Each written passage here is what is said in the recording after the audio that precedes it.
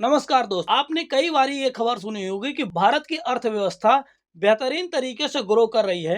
पर देखिए, हमारे जो पड़ोसी देश है, चाहे श्रीलंका का हाल आपने देखा कि किस प्रकार से चाइना के डेट ट्रैप में फंस के हम्बन टोटा जो पोर्ट है उसको 99 साल की लीज में दे दिया। चाहे पाकिस्तान का खस्ता हालत सभी को पता है, इससे तो कोई बेखबर नहीं है। वैसे अब नेपाल का देखें तो उसके जो पूर्व प्रधानमंत्री ओली थे वो टाइम टू टाइम बकवास कर रहे थे। कई बारी तो उन्होंने ये भी बोला कि श्री राम भगवान का जो जन्म है वो नेपाल में हुआ है। इंडिया वाले तो ऐसे ही बकवास करते रहते हैं। तो ये हाल तो हो गई नेपाल की। बांग्लादेश में भी उल्टी सीधी खबरें टाइम टू टाइम आती रहती है। नॉर्थ ईस्ट में जो अपना एक पड़ोसी देश है म्यांमार, उसकी चर्चा हम लोग कुछ कम करते हैं, पर जियो पॉलिटिक्स में उसको समझना बेहद इंपॉर्टेंट है। अब उसमें हाल में क्या हुआ है और इसको समझना क्यों इम्पोर्टेंट है, हम इसका संबंध हमारे नॉर्थ ईस्ट से क्यों है। हाल में ही गृह मंत्रालय और माननीय अमित शाह जी द्वारा ये क्यों बोला जा रहा था कि हमारी जो नॉर्थ ईस्ट की बॉर्डर है उसको हम फेंसिंग करेंगे, जिस प्रकार डोनाल्ड ट्रंप मेक्सिको की बॉर्डर को फेंसिंग करने की सोच रहा था। तो इन सभी चीज़ों को, अलग अलग मुद्दों को इन डिटेल और बिल्कुल आसान भाषा में समझेंगे।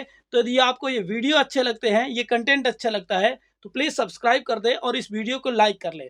अब आते हैं हम अपने मुद्दे पे। देखिए, हाल में ही विदेश मंत्रालय ने, भारत सरकार के विदेश मंत्रालय ने ये एडवाइजरी जारी की है, जो म्यांमार का रखाइन प्रांत है, यानी यंगून से थोड़े सा दक्षिण, यदि आप देखेंगे तो मिजोरम के कुछ पूर्व के हिस्से में म्यांमार का एक प्रांत है, उसका नाम है रखाइन। अब इसमें इंटरेस्टिंग क्या है, वहां पे हो रहे हैं गृह युद्ध। अब आप सोचेंगे कि हमारे किसी एक पड़ोसी देश में गृह युद्ध हो रहे हैं तो इससे क्या, और गृह युद्ध हो भी क्यों रहे हैं। तो आपके दिमाग में दो तीन क्वेश्चन आ रहे होंगे कि पहला तो म्यांमार में गृह युद्ध हो कि युद्ध ही हो जाए, हमसे उससे क्या, और दूसरा भारत सरकार एडवाइजरी जारी की, इसका क्या मतलब है। तीसरा क्वेश्चन ये भी उठ रहा होगा कि यदि गृह युद्ध हो रहे हैं तो उसकी वजह क्या है। तीनों का उत्तर अलग अलग तरीके से समझिए तो चीजें कंफर्म हो। देखिए, ये वाकया है फरवरी 2021 का। अब फरवरी 2021 में ऐसा क्या हुआ, वहां पे जो डेमोक्रेटिक गवर्नमेंट थी उसकी स्टेट काउंसलर थी आंग सान सू, और वहां के प्रेसिडेंट विन मिंट थे। अब इनके साथ क्या हुआ, म्यांमार का जो मिलिट्री जनरल था, जनरल मिन ऑन्ग हॉलिंग, इसने क्या किया, वहां की जो स्टेट काउंसलर आंग सान सू और जो राष्ट्रपति विन मिंट जैसे कई लीडरों को जेल में डाल दिया और वहां की सत्ता खुद संभाली, खुद को prime minister of Myanmar declare कर दिया। इससे होता क्या है कि जो म्यांमार की आम जनता है इसके खिलाफ प्रोटेस्ट करेगी, और जब आम जनता भारी मात्रा में उस देश के शासन व्यवस्था और उस देश की सेना के खिलाफ हो जाए, उस सिचुएशन को ही गृह युद्ध कहते हैं। तो गृह युद्ध पूरे म्यांमार में अलग अलग तरीके से गुरिल्ला वारफेयर के माध्यम से और प्रोटेस्ट के माध्यम से वहां की पब्लिक 2021 से लगातार कर रही है। अब म्यांमार का जो रखाइन प्रांत है स्पेशली, वहां पे स्थिति कुछ दिनों से बहुत ज्यादा बिगड़ रही है। आपको याद होगा जब रूस ने यूक्रेन में आक्रमण किया था तो भारत सरकार ने उससे पहले एडवाइजरी जारी कर दी थी, पर जो मेडिकल स्टूडेंट थे उनकी अपनी मजबूरी थी, उनको अपना कोर्सेस पूरा करना था, वो किसी वजह से वहां से वापस नहीं आ पाए। तो हुआ क्या कि भारत सरकार को ऑपरेशन गंगा लॉन्च करना पड़ा और यूक्रेन से अपने नागरिकों को सकुशल भारत वापस लाया गया। अब ऐसी सिचुएशन म्यांमार में न बन जाए, इसलिए भारत सरकार का विदेश मंत्रालय ने पहले से एडवाइजरी जारी कर ली। तो इसका उत्तर मिल गया कि वहां के जो म्यांमार के आम नागरिक है वो गृह युद्ध क्यों कर रहे हैं, और जो डेमोक्रेटिक गवर्नमेंट है उसके साथ क्या हुआ। अब आगे सुनिए। जो वहां का डिक्टेटर है जनरल मिन ऑन्ग हॉलिंग, जो खुद को prime minister of Myanmar present करता है, अब उसको हमें सपोर्ट करना एक हमारी मजबूरी है। देखिए, वैसे तो भारत एक डेमोक्रेटिक कंट्री है, पर एक डेमोक्रेटिक कंट्री होने के नाते हमारी एक नैतिक जिम्मेदारी होती है, हम वहां के डेमोक्रेसी को सपोर्ट करें, यानी वहां की एक्स स्टेट चांसलर आंग सान सू को सपोर्ट करें, जिसका सीधा मतलब है कि वहां का जो गृह युद्ध हो रहा है, जो आंदोलनकारी है, हम उनको सपोर्ट करें।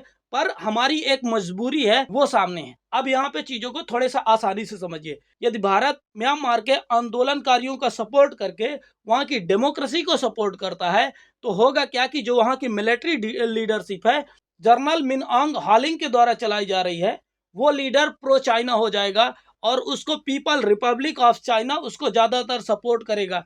अब किसी को चाइना सपोर्ट करे, अपोज करे या कि डेथ ट्रैप में फंसाए, हमें क्या है। देखिए, यदि ये बात किसी अफ्रीकन कंट्री को होती या कि ऐसे कंट्री की होती जिसके हमारे उतने ज़्यादा डिप्लोमेटिक रिलेशन नहीं है, उससे उतना ज़्यादा ट्रेड नहीं है, तो एक बार के लिए हम निश्चिंत हो सकते थे।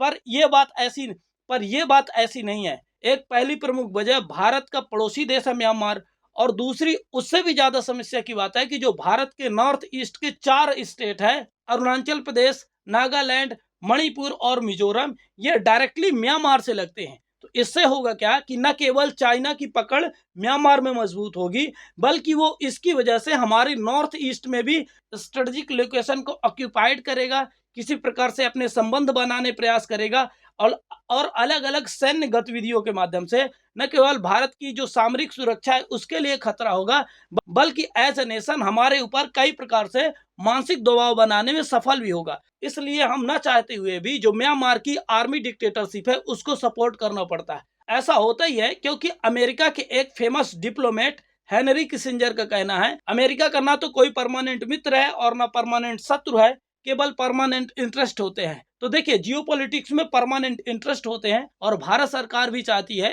कि म्यांमार में जल्द से जल्द स्थिरता और लोकतांत्रिक सरकार बन सके। ये ओवरऑल स्टोरी आपको कैसी लगी, आप कमेंट सेक्शन में जरूर बताना, और ऐसे ही इंटरेस्टिंग वीडियो हम आपके साथ बहुत जल्द शेयर करते रहते हैं। तो यदि आपको ये कंटेंट अच्छा लगता है तो इस वीडियो को लाइक कर दे, इस चैनल को सब्सक्राइब कर ले। मिलते हैं अगले वीडियो के साथ, तब तक thank you so much for watching this video. Thank you.